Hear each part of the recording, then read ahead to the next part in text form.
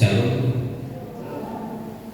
Puji Tuhan bahwa pagi ini kita semua dalam keadaan sehat, tak kurang satu apapun.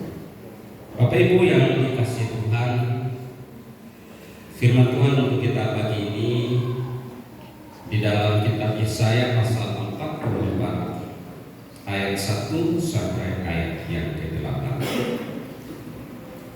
Yesaya pasal 44 ayat 1 sampai ayat yang ke-8. Mari kita membacanya secara berganti-gantian. Saya ayat yang kecil dan Bapak Ibu ayat yang genap sampai kepada kita di ayat yang ke-8.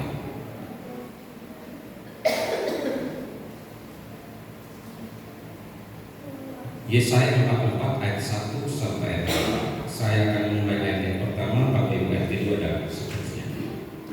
Tuhan satu-satunya Allah, tetapi sekarang dengarlah hai Yakub hamba-Mu dan hai Israel yang telah Kupilih.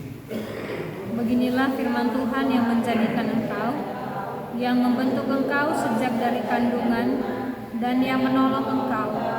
Janganlah takut hai hamba-Ku Yakub, dan hai Yesyurun yang telah Kupilih. Sebab Aku akan mencurahkan air ke atas tanah yang haus dan hujan lebat ke atas tempat yang kering. Aku akan mencurahkan roh-Ku ke atas keturunanmu dan berkat-Ku ke atas anak cucu.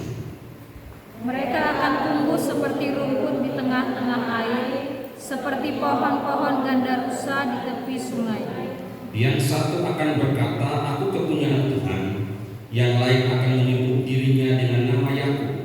Dan yang ketiga akan menuliskan pada tangannya kepunyaan Tuhan dan akan menggelari dirinya dengan nama Israel. Beginilah firman Tuhan, Raja dan Penebus Israel, Tuhan semesta alam. Akulah yang terdahulu dan akulah yang terkemudian. Tidak ada Allah selain daripadaku. Siapakah seperti Aku? Biarkan Dia menirukannya. Biarlah Dia memberitahukannya dan membentangkannya kepadaku. Siapakah yang mengabarkan dahulu kala hal-hal yang akan datang, apa yang akan tiba, biarlah mereka memberitahukannya kepada kami. Janganlah gentar dan janganlah takut, sebab memang dari dahulu telah kukabarkan dan kuberitahukan hal itu kepadamu. Kamulah saksi-saksiku. Adakah Allah selain daripadaku? Tidak ada gunung batu yang lain, tidak ada aku kenal. Demikian jauh firman Tuhan untuk kita pagi hari ini. Saudara-saudara yang dikasihi Tuhan, tema kita pagi ini adalah berakar pada kasih Tuhan. Berakar pada kasih Tuhan. Saudara-saudara, kalau kita melihat latar belakang daripada bacaan yang kita baca, kita akan menemukan bahwa Israel yang adalah umat Allah itu sedang mengalami krisis identitas diri. Israel yang adalah umat khusus Allah, umat pilihan Allah, mereka sedang mengalami krisis tentang siapa diri mereka. Apa yang terjadi dengan mereka?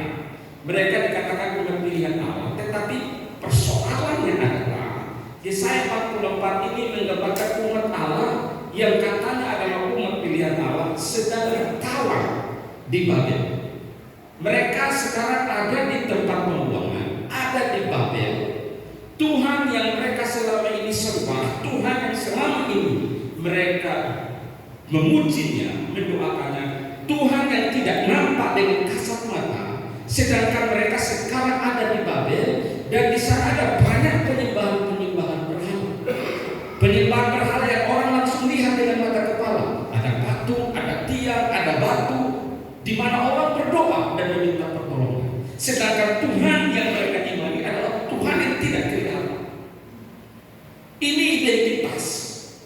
Iman mereka mulai digoyahkan. Kita percaya kepada Tuhan yang tidak kelihatan.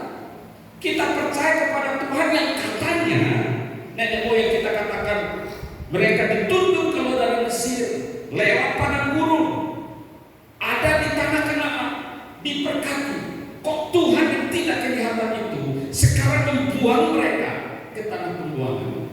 Ketika kita ada di sini, kok ada Allah lain yang nampak dengan mata, orang bisa sembah, orang bisa lihat. Saudara, ini yang dialami oleh Israel. Mereka mulai ragu dengan keyakinan mereka kepada. Bukankah Tuhan yang kita imani itu harus kelihatan? Sedangkan kita ada di sini dan sekarang kita melihat Tuhan yang kita percaya tidak kelihatan, tetapi Allah orang lain itu nampak di depan mata. Situasi ini membuat umat Allah mulai galau, gelisah, tidak tenang. Apakah betul Tuhan yang kita sembah itu ada bersama dengan kita? Saudara-saudara, itu yang dialami Israel. Mereka ini hanya sekarang dulu dari awal diingatkan bahwa Tuhan kita Tuhan yang rahasia, Tuhan yang besar, tapi Tuhan yang tak kelihatan. Sekarang kita ada di negeri asing dan sesembahan orang itu kelihatan, nampak.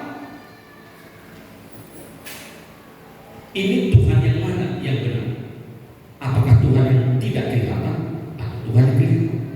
Melalui dewa-dewa, melalui patung-patung, melalui tempat-tempat berhala yang ada. Disinilah iman mereka mulai digoncang. Kita berdoa kepada sesuatu yang tidak nampak, sedangkan orang di depan kita berdoa kepada sesuatu yang nampak. Dalam konteks yang demikian, maka muncullah ayat 1 dari bacaan kita. Apa yang dikatakan di dalam ayat 1? Tetapi sekarang dengarlah hayat hamba dan hai Israel yang telah kupilih. Bapak Ibu yang dikasih Tuhan, 3 kali Tuhan mengingatkan akan Israel melalui Israel. 3 kali diingatkan kepada mereka, hai Yakub, hai Israel. Tetapi juga ada kata yang ketiga, hai Yesus. Saya tidak akan membahas tentang hai Yakub.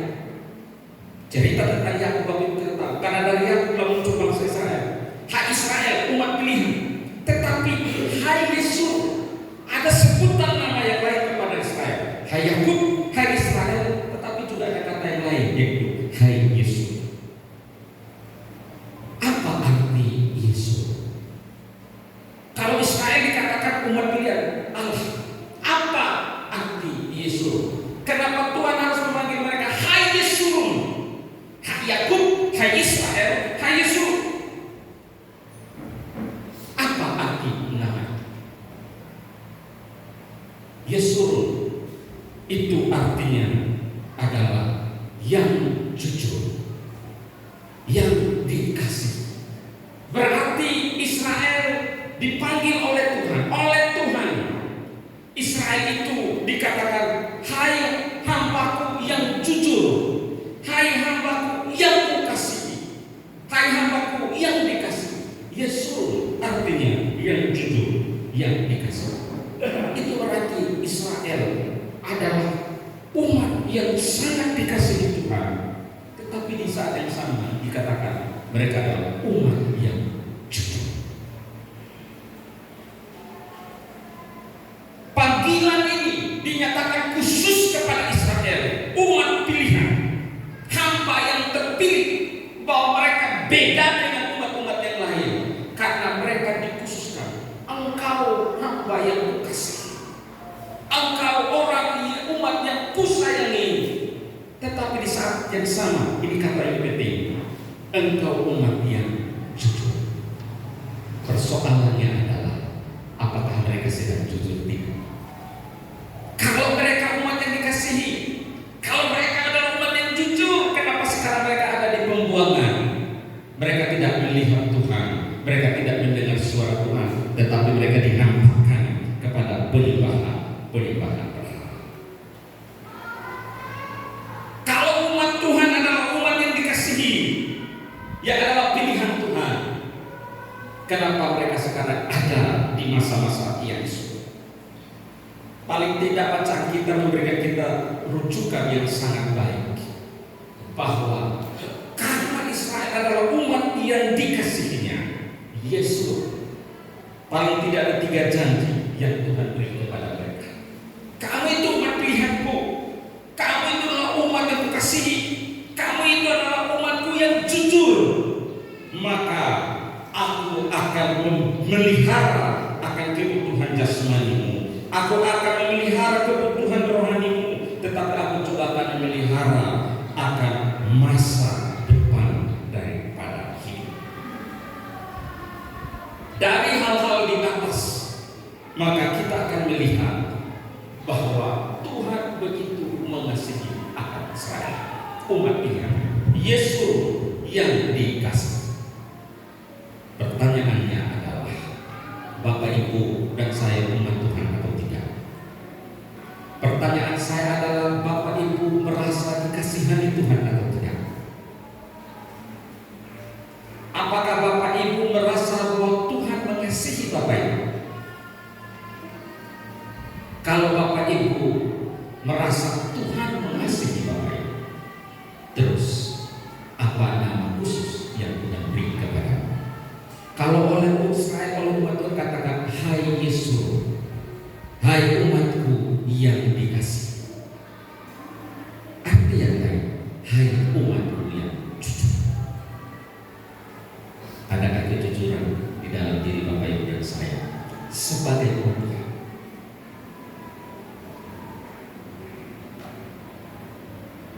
Adakah kita sebagai umat Tuhan yang dikatakan adalah umat pilihannya, perjalanan hidup kita adalah hidup yang jujur? Kalau hari ini Tuhan katakan, hai hamba-Ku Yesus, hai umatku yang kasihi, hai umatku yang jujur, apakah engkau dan saya sekarang hidup dalam kejujuran? Saudara-saudara yang dikasihi Tuhan, kenapa Israel dikatakan adalah umat yang sangat dikasihi Yesus? Bapak Ibu ingat kisah mereka, bagaimana Allah memimpin mereka keluar dari Mesir. Mereka tidak mudah keluar dari Mesir. Ada 10 tulah yang mengiringi akan proses keluarnya mereka dari Mesir. Ada kata, ada sampai, ada pokok api. Puncaknya adalah kematian anak sulung. Tidak hanya itu, di padang gurun Tuhan menolong mereka. Sepatu mereka tidak ganti-ganti 40 tahun. Baju mereka tidak ganti-ganti selama 40 tahun. Awet, tidak kepanasan, tidak kedinginan. Ini umat yang sangat dikasihi. Waktu masuk tanah Kanaan berperang melawan orang-orang Filistin, orang-orang Yebus, hanya untuk memperebutkan tanah, dapat warisan, dapat bagian tanah. Tuhan tetap menjaga.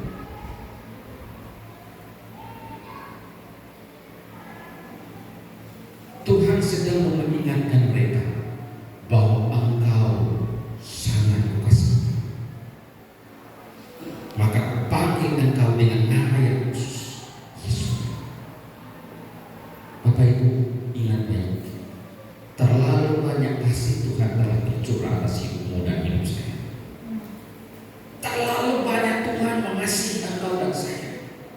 Kita ini kadang-kadang tidak taat, kadang-kadang tidak jujur, kadang-kadang lalai, abai dengan Tuhan. Tetapi di saat yang sama Ia tetap mengasihi. Ia tetap mengasihi, dikasihaninya kita sampai saat ini. Jika Ia mengasihani kita berlimpah-limpah, terus kenapa kita tidak berakar di dalam kasih? Kenapa kita masih seringkali abai? Kenapa seringkali kita ini masih mentua hati untuk tidak mengasihi Tuhan sebagaimana Dia sangat mengasihi kita? Bapak Ibu coba ingat perjalanan hidup Bapak Ibu sejak kecil sampai hari ini. Berapa kota yang Bapak Ibu sudah lewati? Berapa tempat yang sudah Bapak Ibu lewati? Berapa banyak persoalan yang Bapak Ibu sudah lewati? Berapa banyak masalah yang sudah Bapak Ibu lewati? Dan kalau hari ini Bapak Ibu masih ada, Ia berkata kepada Bapak Ibu, engkau orang kukasihi. Terus kenapa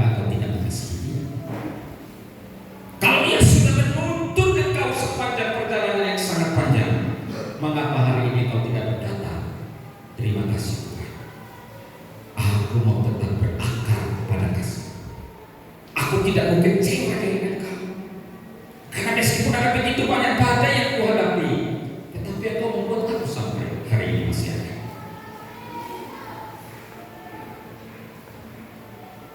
Ada lagu anak sekolah minggu yang sering dinyanyikan. Tuhan memanggil namamu, Tuhan memanggil namamu. Oh, siapa? Bendri dengan cawanya. Ini kira-kira lagunya gitu.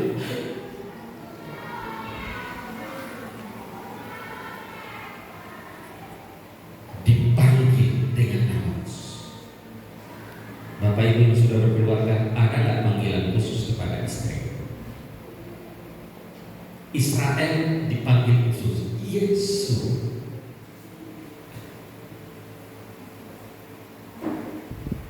Pak Desra, panggilan khusus itu ibu siapa? Siapa Pak? Panggil nama aja, nggak ada panggilan khusus, nggak ada. Saya panggil ibu di rumah saya.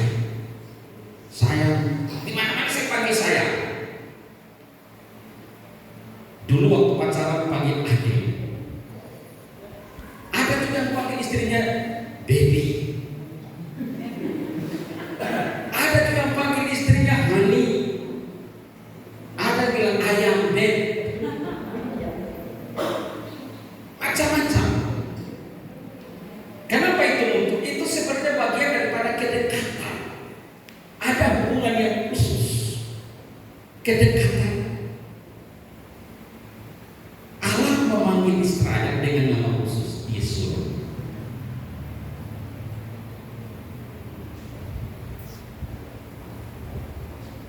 Hendaklah engkau ingat baik, kalau Allah memanggil umatnya dengan panggilan khusus, Ia sangat sayang kepada umatnya. Allah pun melakukan hal yang sama dengan engkau. Ia sangat peduli terhadap engkau, tapi seringkali engkau dan saya. Amin. Kenapa kita perlu berakar di dalam kasih Tuhan? Bicara tentang kasih, hampir kita semua tahu. Dan definisi kasih sudah tahu. 1 Korintus 13 ayat 1 sampai ayat yang ke-7 menjelaskan tentang definisi kasih. Sabar, murah hati, tidak sombong, dan yang lain. Ini kasih. Kenapa Tuhan menghendaki kita berakar di dalam kasih-Nya? Kita betul-betul tumbuh di dalam kasih-Nya. Kita betul-betul menghargai kasih Allah. Sebagaimana Ia memimpin perjalanan Israel, sama seperti Ia memimpin hidup kita sampai pagi. Kenapa kita harus bertumbuh? Kita harus berakar. Kita harus benar-benar ingat akan kasih sayang daripada Tuhan. Kenapa? Ayat 1, ayat 2 dan ayat 5. Mari kita baca ayat 1, ayat 2 dan ayat 5.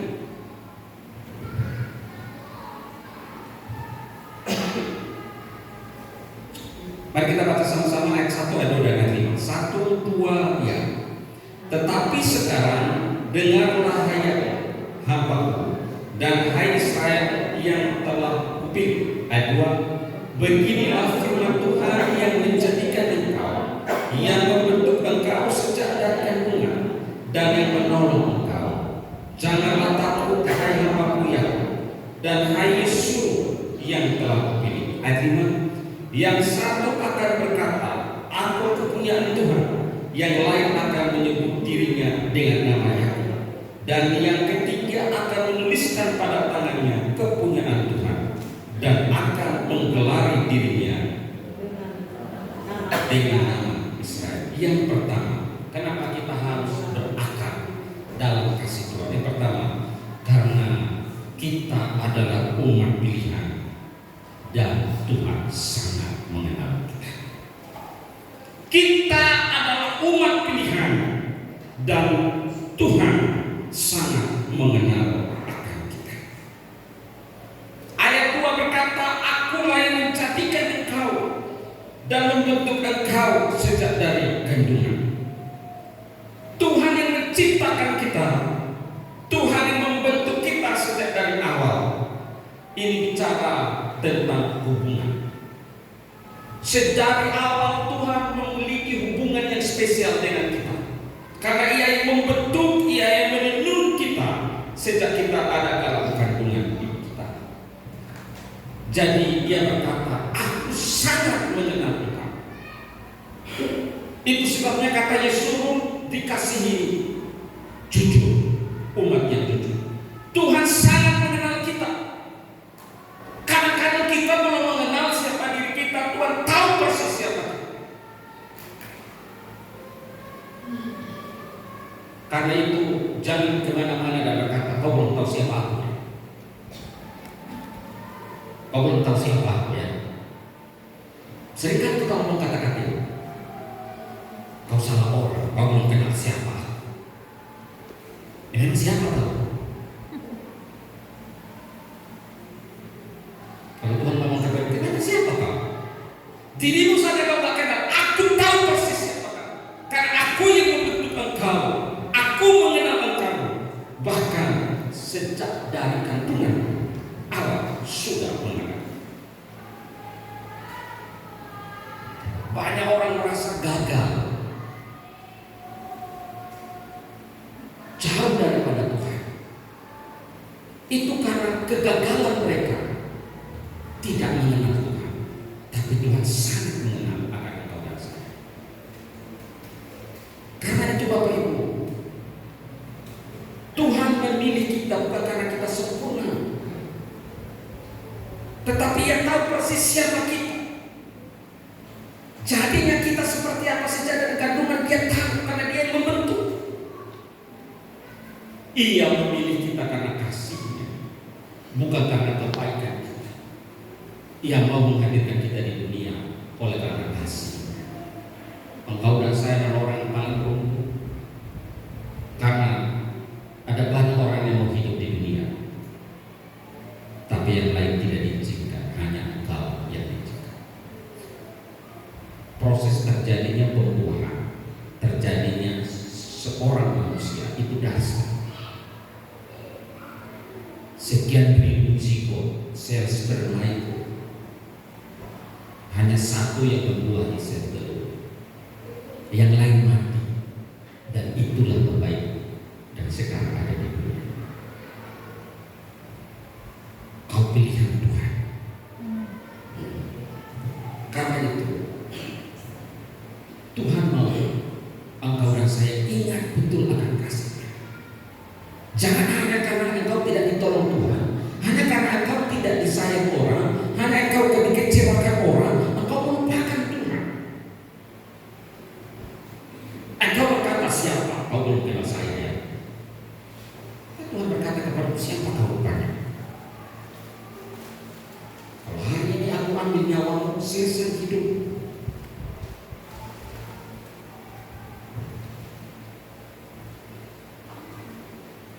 Kita ini pilihan, tapi ingat Tuhan sangat pilihan.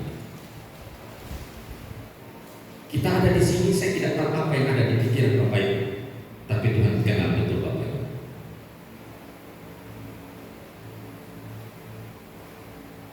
Pertanyaan lebih dalam, apakah Bapak Ibu sudah mengenal diri dengan baik? Sejauh mana Bapak Ibu mengenal diri, identitas diri? Beranikah kau katakan aku orang yang dikasihi Tuhan? Kalau engkau sampai kepada titik kau orang yang dikasihi Tuhan, engkau tidak akan kecewa dengan semua hal yang terjadi di sini. Pasti pada yang terjadi, Tuhan tetap sayang. Aku dikasihi.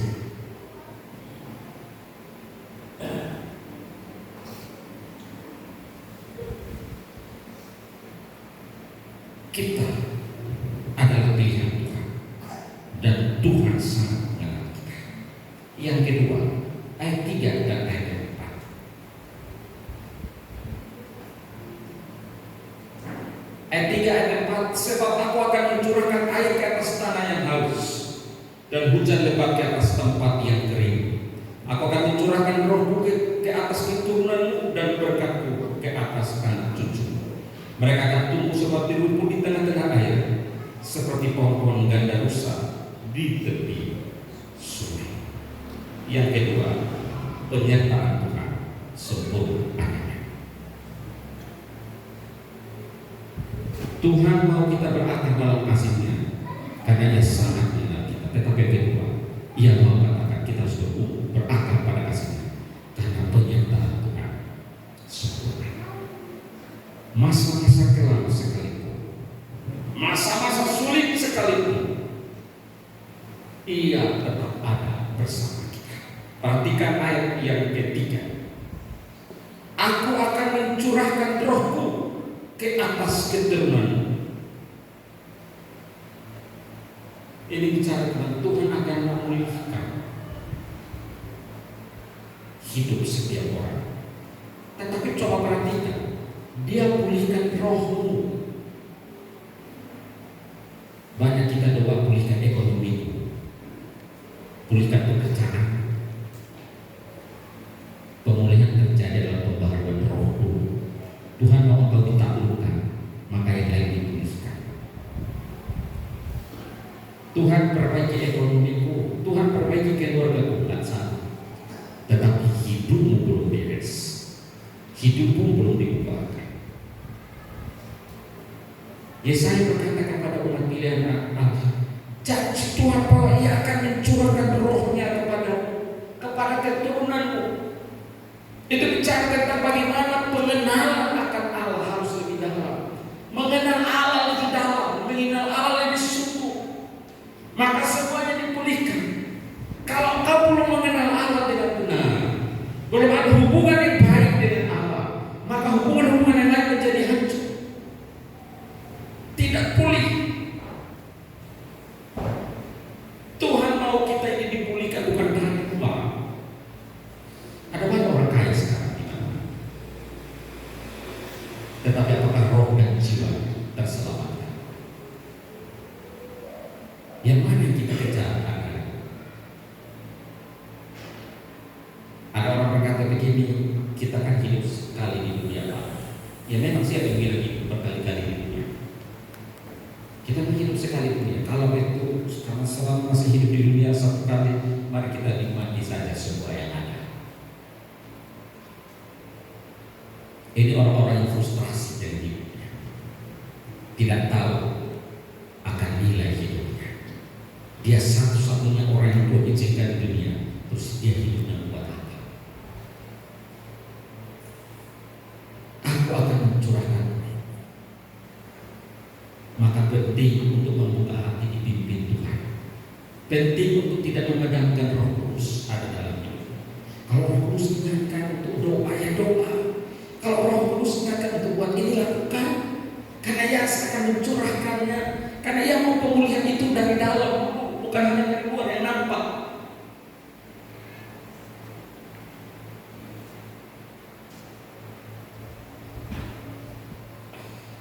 Kenapa hidup kita akhir-akhir ini kering, malas doa, malas ibadah, malas hal-hal yang rohani?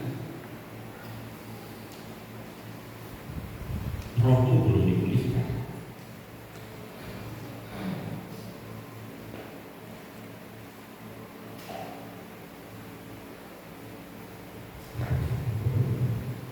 Pembaharuan hidup dimulai dari pembaharuan dari dalam. Mulai siapa? Mulai dari apa? Roh. Itu sebabnya Nabi saya ingatkan bangsa Israel, Tuhan akan mencurahkan rohnya kepada, bahkan sampai kepada keturunan selanjutnya. Karena Dia tahu pemulihan ekonomi itu cuma sebentar, tapi memulihkan roh orang supaya hidup takut Tuhan, supaya menjadi orang yang jujur, menjadi orang yang taat, itu tidak mudah. Israel ini dikatakan yang dikasihi, umat yang jujur. Pertanyaan mereka, jujur enggak?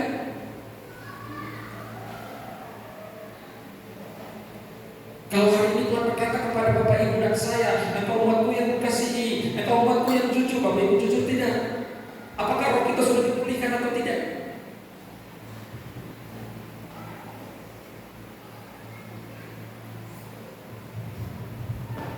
Ini menjadi bagian yang sangat penting.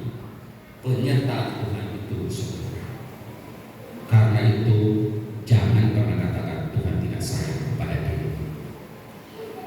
Jauhkan kata-kata itu sangat menyakitkan hati Tuhan. Dan Tuhan Ya hidupmu begini karena rohmu mati. Karena rohmu hidup, rohmu dipulihkan. Kau ingat betul, terima kasih Tuhan, bebanku banyak sekali, tapi Tuhan masih menolong aku sampai hari ini. Penyertaan Tuhan sempurna. Tadi ada lagu itu kalau kita saat kita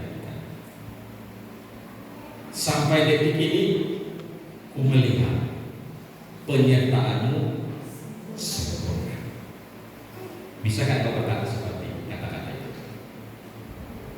Terima kasih Tuhan, sampai hari ini penyertaanmu sempurna. Saya masuk kepada bagian yang terakhir, ayat 6 dan ayat 7. Kenapa kita harus berakar pada kasih Allah? Ayat 6 ayat 7 katakan, karena Tuhan adalah satu-satunya Allah yang benar. Karena Tuhan adalah satu-satunya Allah yang benar. Ayat 6 di sana dikatakan, beginilah firman Tuhan Raja dan Penebus Israel, Tuhan semesta alam.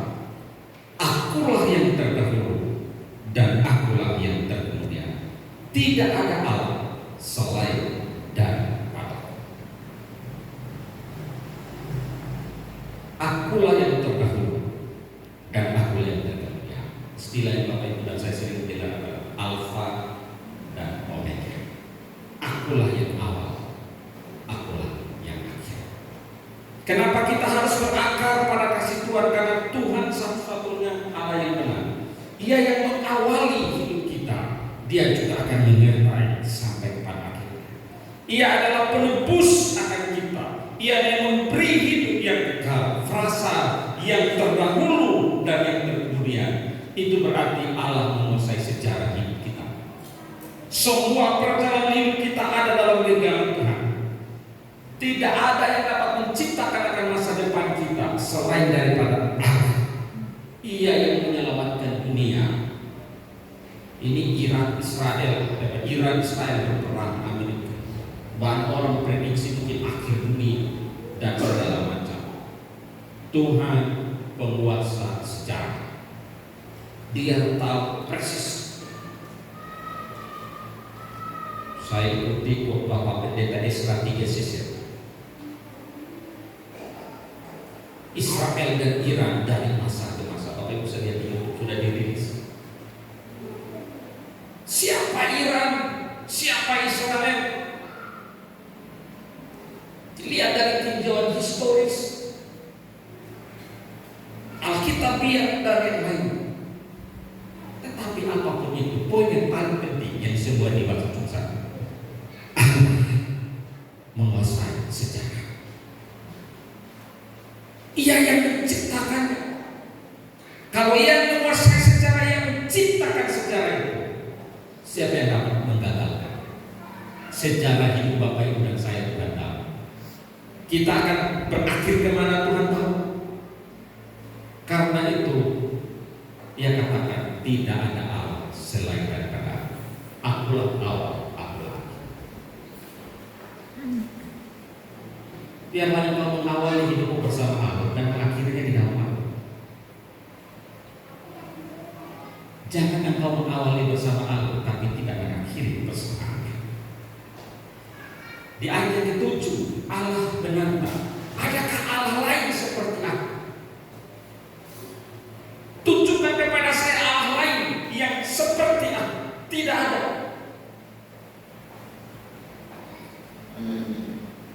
Manusia seringkali mencari rasa aman pada uang, pada jabatan, pada kekuatan manusia. Tetapi semua itu tidak ada yang kekal. Aku awal, aku akhir, kata Tuhan. Pagi ini sederhana. Siapa tadi pagi sudah berdoa untuk memulai hidup sepanjang hari. Sederhana. Adakah pagi ini yang ada berdoa Tuhan, terima kasih pagi. Tolong aku supaya lewati hari ini bersama sampai akhirnya di jam 12 malam nanti. Berapa banyak yang berdoa? Kadang-kadang kita bangun karena toa masjid sana pun itu pun bangun langsung lihat handphone. Ya, doa pun selesai secara hidup. Itu berarti semua deadline Tuhan tahu. Tetapi ada tugas penting yang sangat penting yang harus kita kerjakan. Kita harus bertumbuh dalam kasih Tuhan, karena kita ini adalah pilihan yang Tuhan mengenal kita. Yang kedua, karena penyertaan itu sempurna ada pada kita. Kenapa kita harus berakar pada kasih Tuhan? Karena memang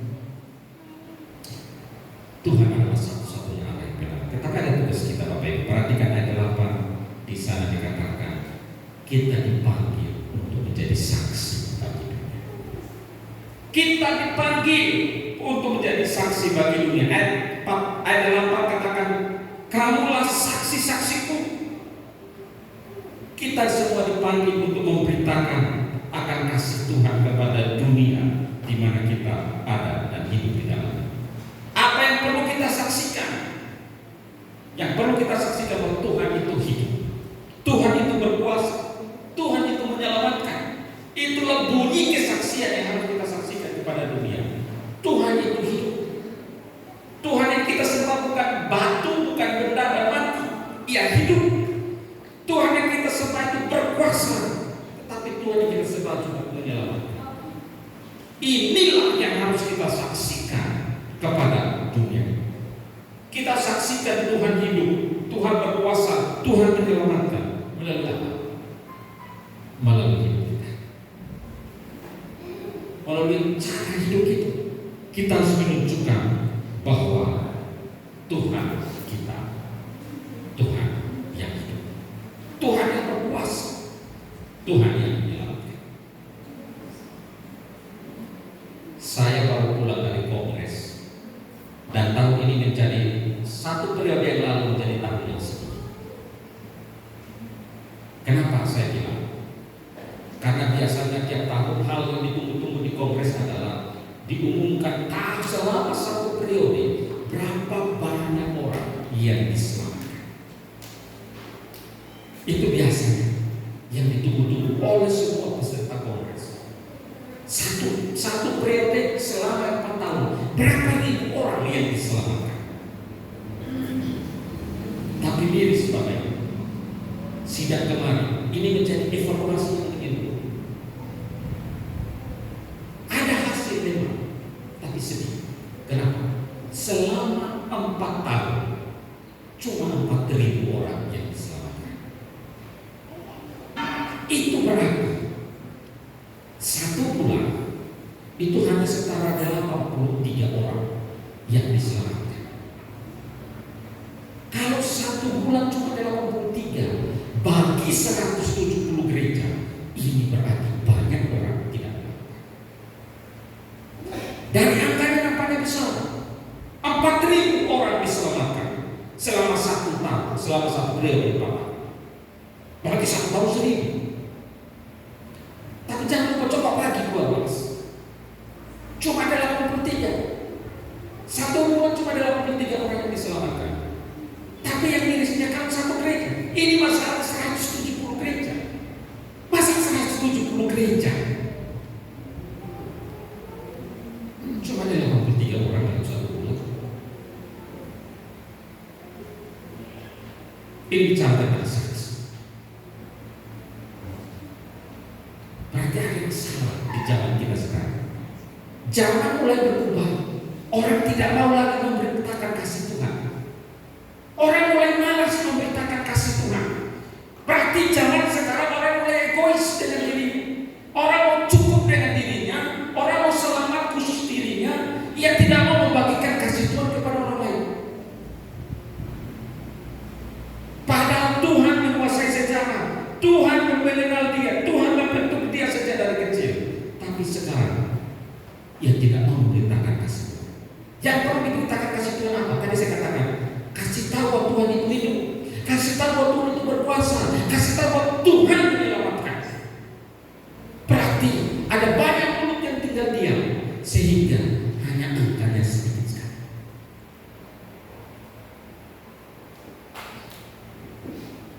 Sebenarnya harapannya di periode ini adalah 15.000 orang boleh mendengar Tuhan. Bukan hanya mereka diterima Yesus sebagai Tuhan dan Juru Selamat pribadi, Ini hanya 4.000. Ini menyedihkan. Berapa banyak di antara kita di sini? Saya mau tanya Bapak Ibu. Satu hari, berapa banyak orang Bapak Ibu kasih tarbiyah bahwa Tuhan itu hidup, Tuhan itu berkuasa, Tuhan menyelamatkan akan hidup. Atau kita hanya urus pekerjaan kita, kita hanya urus hidup kita tidak peduli dengan orang lain. Ayat dalam perkataan, kamulah saksi-saksi. Ini ada tugas orang Bapak Ibu yang Bapak Ibu dan saya harus lakukan. Kata kita ini adalah umat Tuhan. Tuhan mengenal kita. Ia sudah menyertai kita dengan sempurna. Ia satu-satunya Allah yang benar. Kita dipanggil untuk menjadi saksi-saksi. Hari ini jangan tinggal diam. Jangan stop kasih Tuhan pada diri, tapi bagi kasih itu kepada orang lain. Di setiap kelompok-kelompok Bapak Ibu, jangan stop di kelompok, tapi sekarang mulai lirik tetangga, mulai lirik orang lain yang belum tersentuh kasih Tuhan. Ada banyak orang di sekitarmu sedang kepahitan hidupnya. Tugasmu datang. Kenapa hidup?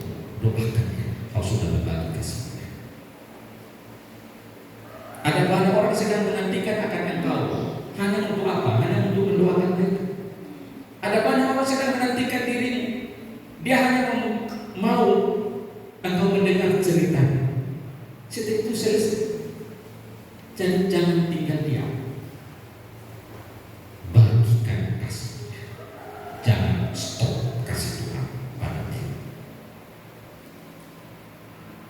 Kelompok-kelompok kita akan berkembang kalau kita mulai diri keluar. Doakan dia, tegur dia, ingatkan dia. Berhenti menjadi orang yang egois. Berhenti menjadi orang yang tidak peduli dengan keadaan orang lain. Stop menjadi orang yang egois. Karena kalau Tuhan egois, engkau tidak ada, dan saya juga tidak ada sama kamu. Kasihnya terus tercurah, kasihnya terus melimpah.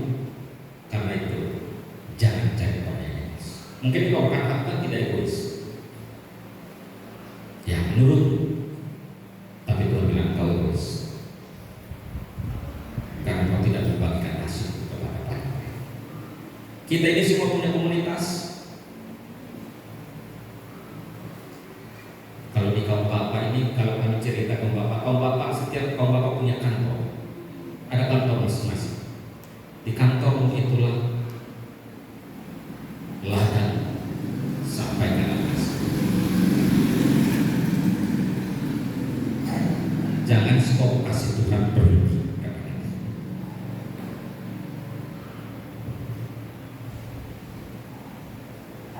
Jangan takut. Tuhan yang memanggil engkau, Tuhan yang menyertai engkau. Dia adalah awal dan akhir. Ia bekerja sempurna